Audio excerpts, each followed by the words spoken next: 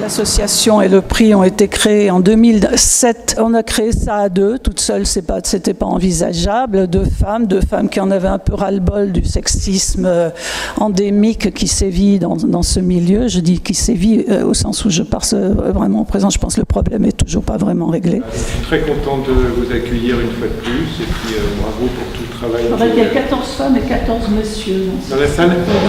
Je suis très heureux de ce partenariat, que ça bouge, que ça suscite des échos. Moi, tout mon souhait, c'est que ça continue dans cette joyeuse ambiance pour une cause qui est tout à fait justifiée et passionnante.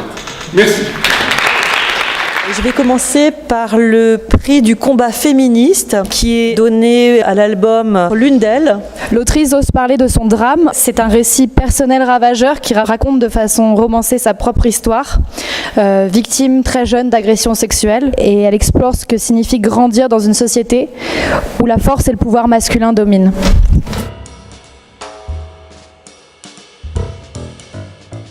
Le trait de Linnea Sterté est meubusien par l'efficacité maximale qu'elle tire des moyens les plus simples du dessin, par la maîtrise du contour, de la hachure, du modelé, et surtout par l'invention des formes. La main de l'autrice leur donne vie sous nos yeux.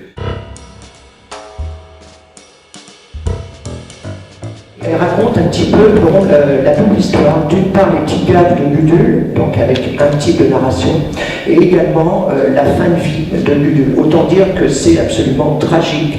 Et c'est d'une force, d'une intelligence, c'est extrêmement cash. Mais c'est également la transmission de valeurs, à la fois humanistes, tout le côté absolument généreux, drôle, et le côté un petit peu rebelle. Donc, merci Menaka.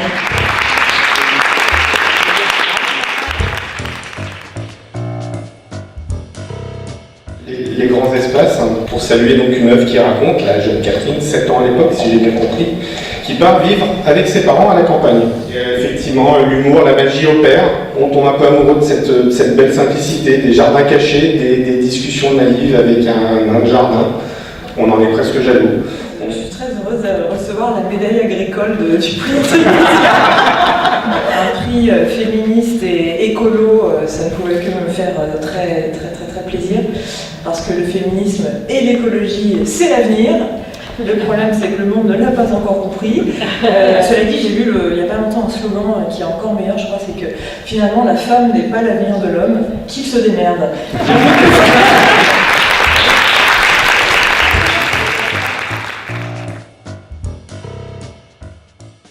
C'est un livre d'histoire, dans ce sens qu'il s'inscrit dans un événement historique identifié et qu'il le documente. Donc on est fin 1944 dans la Carélie finlandaise, qui voit avancer les troupes victorieuses de l'Union soviétique. Mais s'inscrire dans l'histoire, ça ne suffit pas à faire un livre d'histoire. Il faut aussi des sources vérifiables, il faut des archives. Et des archives, il y en a dans La Terre perdue. Il y a des photographies d'archives, des photographies de l'armée finlandaise, qui nous donnent à voir la réalité de ce moment perdu de la Deuxième Guerre mondiale.